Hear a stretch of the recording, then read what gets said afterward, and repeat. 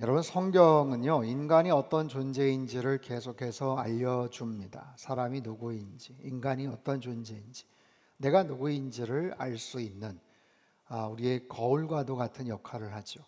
또한 성경은 하나님이 어떤 분이신지를 우리에게 가르쳐 줍니다. 예수님이 어떤 분이신지를 우리에게 계속해서 가르쳐 주고 있죠. 2주 전에 요한복음 8장 현장에서 가늠하다 붙잡힌 여인에 대한 이야기를 살펴봤어요. 그 본문 속에 나타난 인간은 어떤 존재였는가? 현장에서 간음을 하다가 붙잡혀서 끌려왔던 죄인, 여인입니다. 죄로 인해서 이제 돌에 맞아 죽을 수밖에 없는 그런 가련한 그런 여인이죠. 아무도 도와줄 수 없는, 아무도 그를 방어해 줄 수 없는 바로 그런 연약한 존재입니다. 그 여인을 죽이기 위해서 돌을 들고 서 있던 완악한 인간들이 있었죠. 왜 완악한가? 그 여인을 미끼로 삼았기 때문에 그렇습니다. 예수님을 올무에 붙잡기 위해서 덫에 걸어 잡으려는 악한 속셈을 가지고 그 여인은 그저 하나의 미끼에 불과했던 거죠. 은밀하게 지었던 죄가 만천하에 공개가 되고 드러났던 그런 존재. 또한 가장 깊숙한 곳에 악한 계획과 의도를 감춰놓은 그런 존재. 그들이 바로 인간입니다. 그 본문에서 예수님은 어떤 분이셨나? 용서와 자유를 선포하셨던 분이죠. 용서를 하셨어요. 죄된 인간을 보호해 주시고 용서해 주십니다. 또한 그 여인에게 다시 삶의 기회를 주시죠. 너를 정죄한 사람이 어디 있느냐? 가라. 나도 너를 다시는 정죄하지 않는다. 하지만 가서 다시는 죄를 짓지 마라. 자유를 주시는 그런 분. 여러분, 지난주에 마태복음 11장에서 인간은 누구인가? 예수님께서 말씀하세요. 수고하고 무거운 짐을 진 자들이다. 인간은 어떤 존재인가? 수고하고 무거운 짐을 진 사람들이다. 끝도 없이 수고를 해야 되고 갈수록 무거운 짐을 버겁게 메고 다녀야 되는 그런 존재다라는 거예요. 예수님은 누구신가? 그런 인간들을 향해서 수고하고 무거운 짐진 자들아 다 나에게로 오라. 누구든지 다 나에게로 오라. 내가 너희를 쉬게 할 것이다. 너의 짐을 덜어줄 것이다. 그 짐을 어떻게 잘 메고 다닐 수 있을지 나의 멍에를 메고 나에게 배워라. 그 멍에는 짐이 아니라 구속이 아니라 오히려 우리를 자유케 하고 참된 쉼과 안식을 주신다라는 것이죠. 여러분, 오늘 본문에서 예수님께서 또한 우리에게 말씀하세요. 인간이 어떤 존재인가? 우리는 누구인가? 라는 거예요. 오늘 보면 24절 말씀을 우리 같이 한번 읽도록 하겠습니다. 시작. 그러므로 너희가 너희 죄 가운데서 죽으리라 하였노라. 너희가 만일 내가 그인 줄 믿지 아니하면 너희 죄 가운데서 죽으리라. 여러분, 이 말씀을 둘로 한번 나눠서 살펴보죠. 우리는 누구인가? 너희가 너희 죄 가운데서 죽으리라. 우리는 누구인가? 인간은 어떤 존재인가? 죄 가운데서 죽을 운명이라는 거예요. 죄 가운데서 죽을 수밖에 없는 그런 운명을 가진 존재다라는 거예요. 여러분, 여기서 죄 가운데라는 말을 공동 번역에서는 죄에서 헤어나오지 못한 채라고 번역을 했어요. 죄 가운데서 죽는데 죄에서 빠져나오지 못한 채 죽는 것이다 라는 거죠. 여러분, 죄라는 단어가 있고 죽음이라는 단어가 있어요. 어떤 단어가 더 눈에 거슬리십니까? 죽는다. 기분 나쁘죠. 죽는 것 알아요. 언젠가는 죽겠죠. 그러나 누가 그런 이야기하면 불쾌합니다. 모든 사람 다 죽음을 맞이한다는 것 알기 때문에 어쩔 수 없지만 중요한 것은 죄 가운데서 죽는다.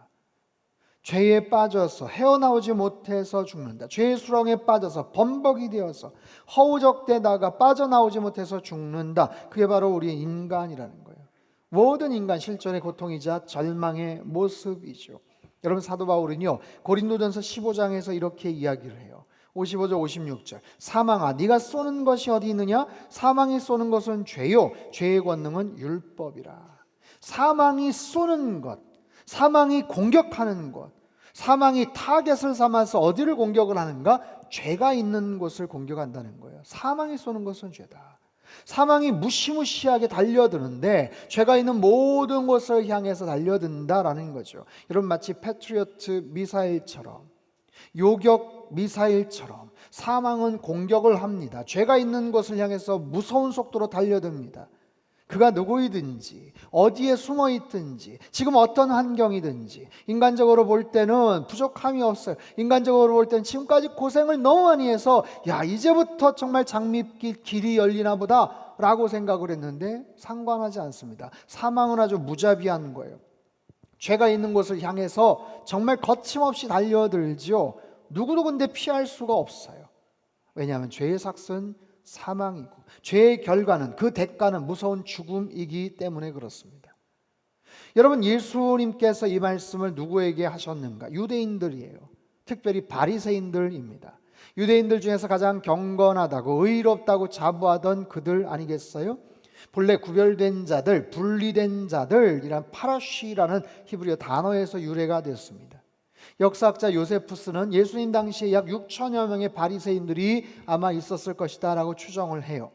그들은 율법주의자들이고요, 아주 전통에 입각한 철저하게 구약의 전통을 지키는 사람들, 경전과 율법과 계명의 말씀과 11조 규례와 기도와 구제와 금식 등 율법과 성전에서의 모든 의식들을 철저하게 지켰던 그런 사람들, 가장 깨끗하고 가장 의롭고 가장 경건하게 산다고 자부했던 그런 사람들, 그들을 향해서 주님 말씀하세요. 죄 가운데서 빠져나오지 못하고 죽게 될 것이다.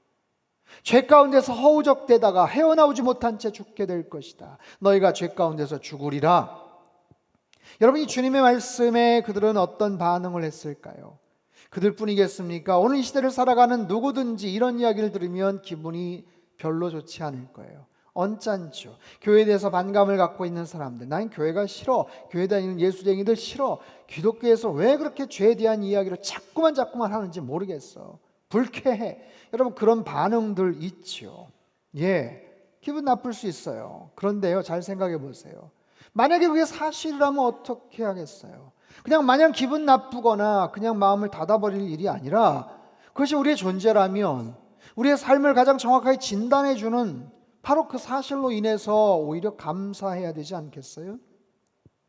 여러분, 지난 목요일 날 대한민국 축구팀과 브라질 축구팀과의 친선 경기가 있었습니다. 여러분 많이 시청하셨죠? 이번 시즌 유럽 최고 리그의 득점왕이 되었던 우리 손흥민 선수, 또 여러 뛰어난 선수들로 인해서 최근 국가대표팀의 성적이 아주 좋았거든요. 거기다 코로나 이후에 상암 경기장에 거의 6만 5천 명 가까운 정말 압도적인 응원을 하는 홈팬들, 오늘 뭐 대단한 경기가 펼쳐지겠다, 좋은 결과가 나겠다라고 기대를 했어요. 하지만 승부의 결과는 뭐죠? 5대1 완패였습니다. 5대1 완패였어요. TV를 보신 분들은 아시겠지만 골키퍼 선방과 또 행운도 따라줘서 그렇지 최소 한두 골 더 들어가도 이상하지 않았던 경기예요. 여러분, 거기에 참석했던, 출전했던 우리나라 국대팀들, 우리나라에서 축구라면 제일 잘하는 선수들이에요. 그렇죠? 우리나라에서 축구를 제일 잘하는 선수들이라고요. 근데 브라질에서 제일 잘하는 선수들, 아니 세계 피파 랭킹 1위 최고 선수들 앞에서 주눅이 들고 위축되고 실수를 연발을 하더라고요. 근데 경기 이후에 희한한 것은요, 축구 팬들이 5대1로 졌는데 그 처절한 결과에 대해서 속상해하거나 우리 대표 선수들을 무조건 비난하지 않았다는 사실입니다. 상대 선수가 골을 넣고 놀라운 활약을 보낼 때도 놀라거나 야유를 보내지 않았었어요. 오히려 세계 최고의 선수들이 대충하지 않고 열심히 최선을 다해줘서 고맙다라는 반응들이 많았어요. 아니 5대1의 참담한 결과였지만 분하다, 기분 나쁘다가 아니라 오히려 우리의 현실을 깨닫게 해줘서 고맙고, 약팀이라고 대충하지 않고 끝까지 멋진 경기 해줘서 고맙다라는 반응입니다. 왜 그렇죠? 우리의 현실을 깨닫게 해준 거예요. 현실을 깨닫게 해준 거예요. 여러분, 만약에 우리보다 한참 아래 수준인 축구팀들 데리고 와서 오히려 우리가 5대1로 이기고 6대0으로 이겨서 승리를 한들 뭐 기분은 좋겠죠. 자화자찬하겠죠. 하지만 정확한 냉정한 평가를 위해서는 사실 아프지만 약이 될 수 있는 훨씬 더 중요한 그런 경기였던 거예요. 저는 오늘 이번 금요일 건강검진을 합니다. 2년에 한 번씩 국가에서 하는 건강검진이에요. 여러분들 뭐 많이 하시잖아요. 여러분, 건강검진에 있어서 가장 중요한 게 뭘까요? 정확한 진단, 정확한 결과죠. 무서우니까 뭐가 나올 것 같으니까 오히려 안 해. 이런 분들도 계시다는데 여러분 그러면 안 되죠. 오히려 뭔가 찜찜하고 뭔가 이상 증세가 있을 것 같으면 오히려 해야죠. 여러분 가장 중요한 것은 정확한 건강 상태입니다. 물론 좋은 결과가 나오길 소망하지만 꼭 그래야만 돼라고 생각하는 것도 잘못이에요. 아무래도 나쁘게 나올 것 같아. 아무래도 이거 이상해. 이거 빼주세요. 나 이거 안 할래요. 잘 나올 것 같은 것만 만약에 건강검진을 하면 뭐 하려고 합니까? 뭐 하려고 해요? 여러분 가장 중요한 것은 정확한 팩트죠. 내 현재 건강 상태를 정확하게 측정하고 깨닫는 거예요. 그래서 나온 결과를 그것이 어떠하든지 인정하고 수긍하고 감사함으로 받아들이고 그 다음 스텝, 거기에 따른 처방, 그 다음 대책을 찾아야 되겠죠. 사랑하는 성도 여러분, 성경은 아주 단호합니다. 예수님 아주 분명하게 말씀을 하세요. 우리를 죄인이라고 규정합니다. 너희들은 죄인이다. 죄 가운데 빠져서 그렇게 죽을 것이다. 죄 때문에 죽을 것이다. 너희가 너희 죄 가운데서 죽으리라. 여러분 듣기 싫어요. 귀를 막아서도 안 됩니다. 하지만 나는 인정할 수 없다고 부정할 필요도 없어요. 오히려 그렇기 때문에 그렇습니까? 그렇다면 살 길이 뭔가요? 내가 그런 존재라면 나에겐 어떤 소망이 있습니까? 물어봐야죠. 역으로. 여러분 이게 바로 복음의 소식 아니겠어요? 죽을 수 있는 존재다. 아니 틀림없이 죽을 수밖에 없는 존재다라면 거기에서 출발을 해야죠. 그렇다면 살 수 있는 비결은 뭡니까? 살아낼 수 있는 방법은 뭡니까? 그래 있다. 있어. 살 수 있는 비결이 있지. 그게 바로 복음이죠. 24절 후반부의 내용이에요. 후반부 내용 같이 한번 읽어보겠습니다. 시작. 너희가 만일 내가 그인 줄 믿지 아니하면 너희 죄 가운데서 죽으리라. 여러분 다시 한번 읽어보세요. 시작.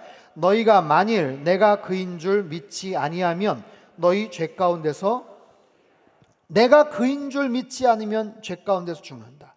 내가 그다. 그라는 건 뭐예요? 메시아다라는 거예요. 내가 메시아다. 내가 구원자다. 내가 너희의 죄를 구원해 줄 그 대상이다 라는 것을 믿지 않으면, 받아들이지 않으면 너희들은 그냥 그 죄 가운데 죄에 빠져서 죄에 허우적대다가 죽게 될 것이다. 여러분 얼마나 무서운 말씀입니까? 하지만 무슨 저주처럼 들리지만 그렇지 않아요. 오히려 뒤집어 말하면, 그러면 그분이 메시아임을, 당신이 구원자임을 내가 믿으면 소망이 있다는 말입니까? 그렇지. 믿으면 살리라.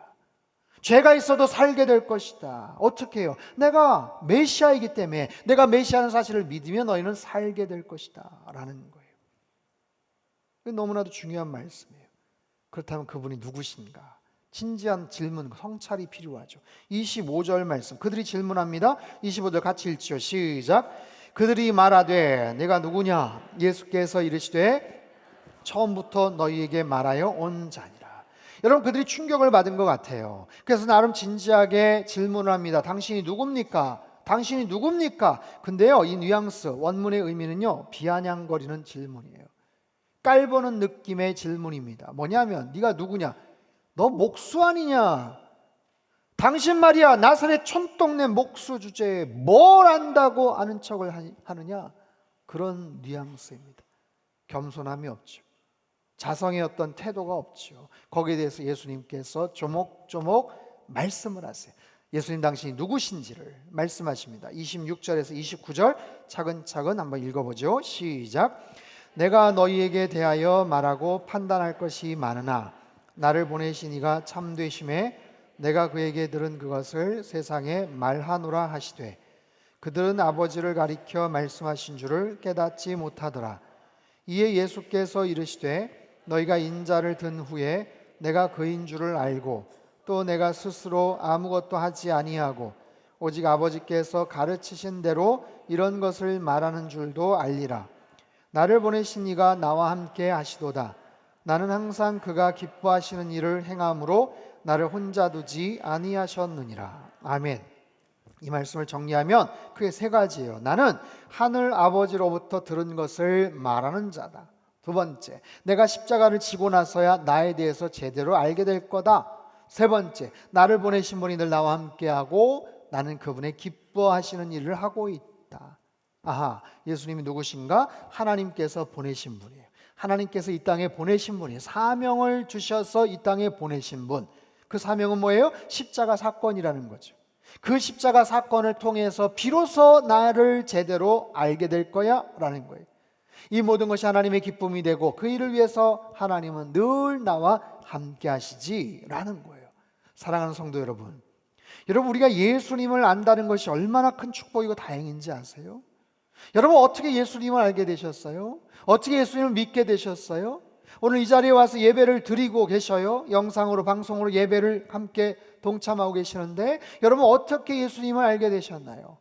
내가 마음의 문을 열고 예수님을 나의 구주로 고백하고 영접하고 그 주님과 교제를 해나간다는 것은요, 세상에서 말할 수 없는 은혜요 축복인 거예요. 여러분, 예수님에 대해서 그냥 지식적으로 아는 사람들 많습니다. 역사적인 인물로 아는 사람들 많습니다. 연구하기 위해서 공부하는 사람도 많습니다. 수십 권, 수백 권의 책을 읽은 신학교 교수들도 있지만 정작 마음의 문을 열고 예수님을 영접하지 않으면 아무런 상관없이 지식적으로만 예수님을 아는 그런 사람들도 많아요. 하지만 예수님 분명히 말씀하시잖아요. 그렇게 아는 것 말고 십자가 사건을 통해서 나를 비로소 깨닫게 될 것이다, 알게 될 것이다.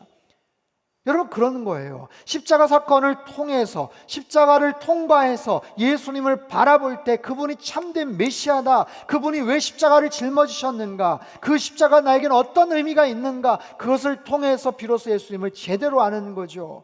여러분, 로마의 백부장이 그러지 않았습니까? 이분은 진정한 하나님의 아들이셨다.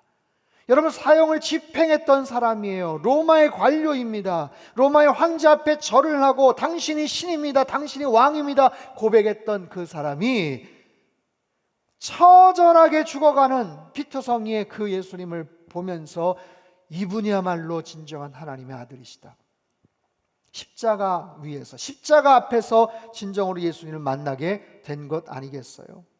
사랑하는 성도 여러분, 오늘 설교의 제목은 뭡니까? 믿으면 살리라요. 믿으면 살리라. 따라해 볼까요? 믿으면 살리라. 아주 간단합니다. 믿으면 살리라. 그런데 무엇을 믿는다는 건가?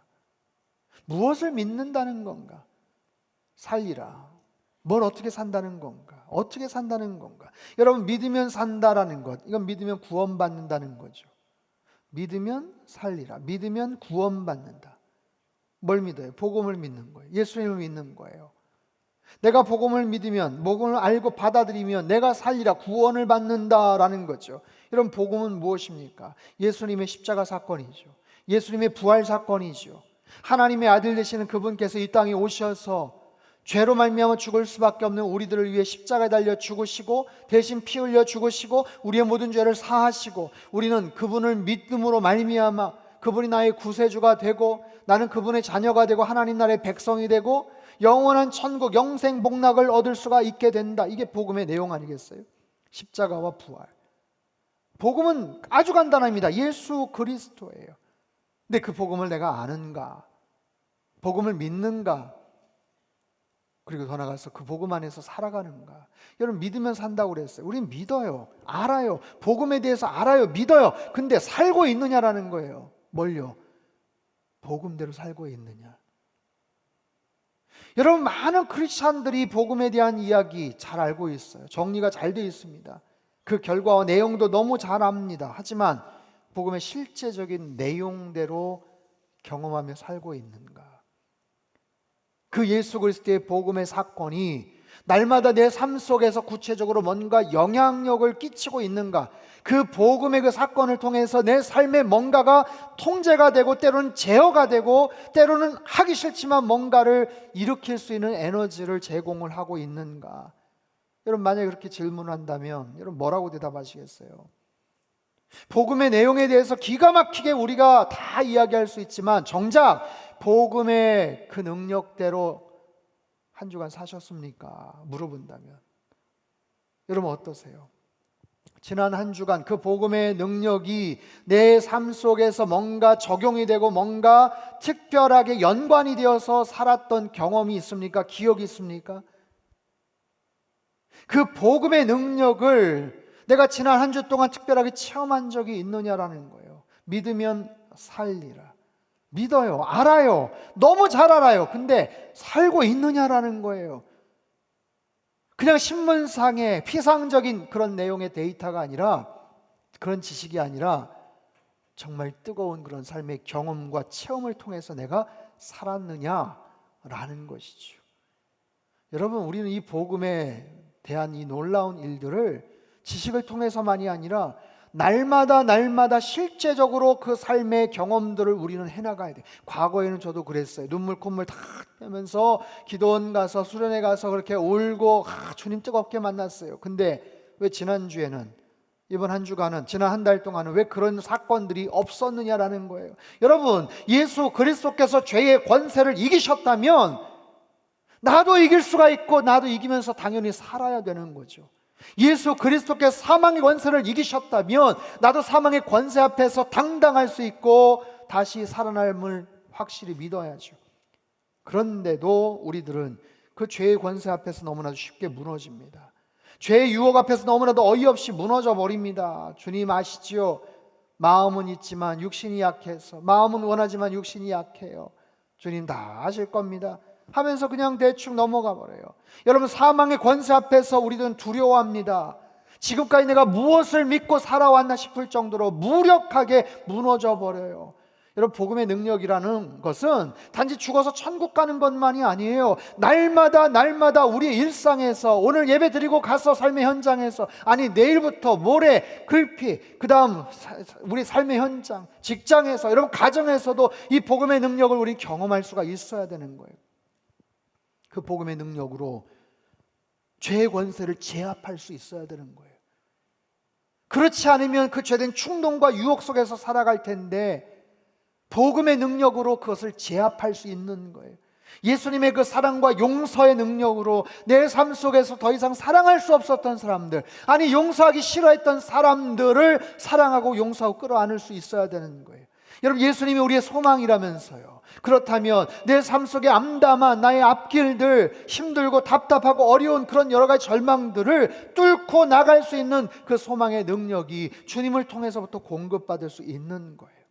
내 사랑하는 가족을 위해서, 자녀를 위해서 참고 수고하고 헌신하잖아요. 예, 마찬가지로 내 사랑하는 주님을 위해서 내가 죄된 욕망을 다스리고 통제하며 승리하며 살아가는 거예요.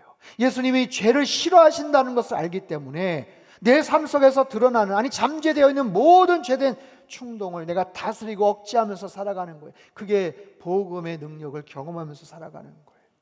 사랑하는 성도 여러분, 복음을 지식으로만이 아니라 나의 일상에서, 나의 삶 속에서 날마다 경험하며 살아가는 은혜가 우리 안에 있게 되기를 주님의 이름으로 축원합니다. 여러분, 모든 인간들은 언젠가는 다 죽습니다. 죄 가운데 죽어요. 죄가 쌓여서 죽어요. 이건 100%의 확실한 일입니다. 여러분, 이 땅에서의 대부분의 일들은 그래도 여지가 있어요. 끝까지 가보자라는 거예요. 가능성 90%라고 해도 어떻게 될지 모르는 거예요. 끝까지 한번 기다려봐야 되는 거예요.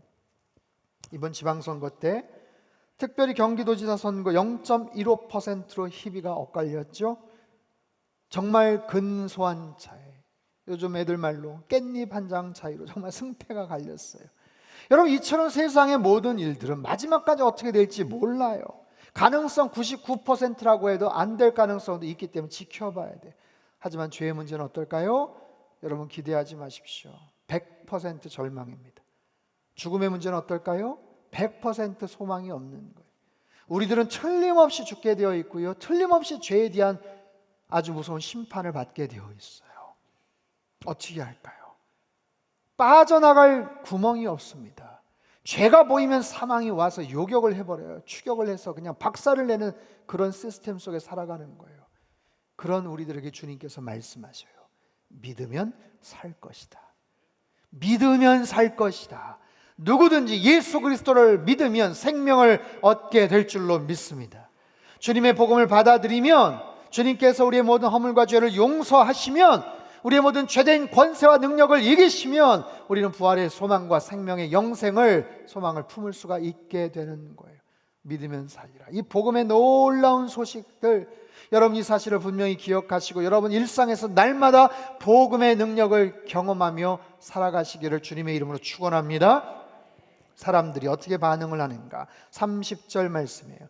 오늘 본문 30절 말씀 우리 같이 한번 읽겠습니다. 시작. 이 말씀을 하심에 많은 사람이 믿었다라는 거예요. 주님께서 이 말씀을 하셨는데 튕겨내지 않고 거부하지 않고 마음 닫지 않고 믿었다. 다행이죠. 감사한 일이죠. 근데 원문의 의미는 믿기 시작했다라는 뜻이에요. 믿기 시작했다. 여러분, 우리들도 마찬가지예요. 모두 다 믿음이 있지만 믿음이 조금씩 달라요. 이제 막 믿음이 시작된 분들도 계시고 30년, 40년 아주 굳건하고 견고한 믿음을 지니신 분들도 계십니다. 같은 믿음이지만 조금 달라요. 나의 믿음이 어느 정도 나에게 생명을 부여할 수 있는가? 믿으면 산다고 그랬으니까. 나의 믿음은 어느 정도, 어느 만큼의 믿음인가? 여러분, 어떠한 시련과 난관과 역경 속에서도 절대로 흔들리지 않는 믿음의 소유자들이 있는가 하면, 평온했는데 삶 속에 조그마한 문제 하나가 딱 터지니까 와장창 믿음이 무너져 버리는 경우도 있어요. 그렇죠? 여러분은 어떠십니까? 여러분은 어느 정도까지 견디실 수 있을 것 같으세요? 내가 어느 정도의 그런 시련과 어떤 압박과 갑작스러운 변수와 내가 정말 원치 않는 그런 모습들 속에서 나는 어느 만큼 믿음을 지킬 수가 있을까라는 질문이에요. 나는 꽤 괜찮은 믿음의 소유자라고 생각했는데 내가 그렇지 않더라고. 그때 그 일 경험하니까 그냥 정신이 없던데. 꽤 괜찮은 믿음의 소유자라고 생각했는데 그 말 한마디에 그냥 시험이 확 들어가지고 감정이 상하고 믿음이 그냥 송두리째 흔들려 버리더라고. 그런 거죠. 여러분, 지난 2년 6개월간의 코로나 시간은요, 우리의 믿음이 흔들리기에 충분한 시간이었어요. 우리의 믿음이 완전히 흔들려 버리는 거예요. 여러분, 얼마만큼 그 믿음을 지키고 계십니까? 그 믿음을 얼마나 지속시키고 계십니까? 흔들려 버렸던 그 믿음을 다시 회복시키기 위해서 어떤 노력들을 하고 계십니까? 여러분, 우리는 나의 믿음의 상태를 압니다. 딱 부러지게 누구한테 얘기하기는 어려워도 대략 알아요. 내가 어느 정도 믿음을 가지고 있다라는 거죠. 여러분, 그 믿음이 더욱더 견고해지셔야 돼요. 그리고 그 믿음은요, 내 삶 속에서 자꾸만 증명이 돼야 돼요. 그리고 내 삶을 통해서 그 믿음이 자꾸만 다시 한번 검증이 되고 더 높은 테스트를 자꾸만 받아야 돼요. 그리고 그 믿음, 내가 사랑하는 그 주님, 주님의 주권과 주님의 권능, 주님의 사랑, 주님의 자비하심, 그것을 내가 믿는다면, 그리고 그 믿음이, 그 고백이 내 일상 속에서 그대로 연결돼서 체험될 수 있음을 내가 안다면, 여러분, 그 믿음을 통해서 나의 삶이 더욱더 견고해지고 주님께서 원하시는 믿으면 살리라. 어떻게 해요? 풍성하게 살리라. 믿으면 아름답게 살리라. 믿으면 거룩하게 살리라. 바로 그런 모습으로 변화될 수 있는 거예요. 사랑하는 성도 여러분, 오늘은 기독교 절기상 성령 강림절입니다. 오순절 마가의 다락방에 임했던 성령님의 놀라운 능력이 제자들의 삶을 완전히 바꿔버렸어요. 성령 체험하기 전에는 그들은 정말로 겁쟁이들이었습니다. 어찌할 바 알지 못했던 정말 그런 보잘것없어 보이는 사람들이에요. 하지만 그들이 성령 체험하고 성령 충만하자 사자의 심장을 가진 용기 있는 사람으로 변화가 되더라고요. 여러분, 우리가 다 하나님의 자녀예요. 내 안에 예수님을 영접하는 순간 성령님께서 내 안에 내주하십니다. 우리는 다 하나님의 자녀입니다. 성령 하나님께서 여러분 심령 가운데 각자 다 지금 임하고 계셔요. 기도하십시오. 성령 하나님, 내 안에 계시는 성령님이시여, 나를 더욱더 굳건한 믿음의 소유자로 변화시켜 주시옵소서. 여러분, 그 굳건한 믿음이라는 것은 내가 이를 악물고 의지를 가지고 내가 지키겠다라는 게 아니에요. 여러분, 그것 가지고는 불충분합니다. 성령님께서 도와주셔야 돼요. 성령 하나님께서 여러분의 믿음이 더욱더 견고해지기를, 어떠한 환난과 시련에도 흔들리지 않도록 견고하게 붙잡아 줄 수 있기를 주님의 이름으로 축복합니다. 그리고 그런 모습을 가지고 하나님께서 나에게 맡겨주신 삶의 터전에서 더욱더 신실하게, 더욱더 용기 있게, 더욱더 승리하며 살아갈 수 있게 되기를 바랍니다. 성령 하나님, 나의 믿음을 지켜 주시옵소서. 성령 하나님, 복음을 그저 머릿속으로만 이해하지 않고 내 날마다 삶 속에서 체험하며 경험하며 살게 하여 주시옵소서. 여러분, 특별한 그런 은혜 가운데서 날마다 승리하며 살아가시는 저와 여러분의 삶이 되시길 주님의 이름으로 축원합니다. 하나님 아버지, 사망에 쏘는 것은 죄라고 하였습니다. 죄를 향해서, 그 타겟을 향해서 사정없이 거침없이 무자비하게 그렇게 공격을 하고 그렇게 쫓아오는 그 사망을 피해서 우리는 살 수가 없음을 압니다. 하지만 믿으면 산다고 말씀을 하십니다. 주님을 믿을 때 그 복음의 능력 안에서 우리는 살게 될 줄 믿습니다. 주님, 그 복음을 그저 지식으로만 머릿속에서만 이해하지 않게 하시고 날마다 우리 일상에서 복음의 능력을 체험하며 경험하며 누리며 살게 하여 주시옵소서. 성령 하나님, 나의 연약한 믿음이 더욱더 강건해지기를 원합니다. 주님 도와주시고 긍휼히 여겨주셔서 날마다 주님과 동행하는 성령 충만한 인생 되도록 역사하여 주시옵소서. 존귀하신 예수님의 이름으로 기도합나이다. 아멘.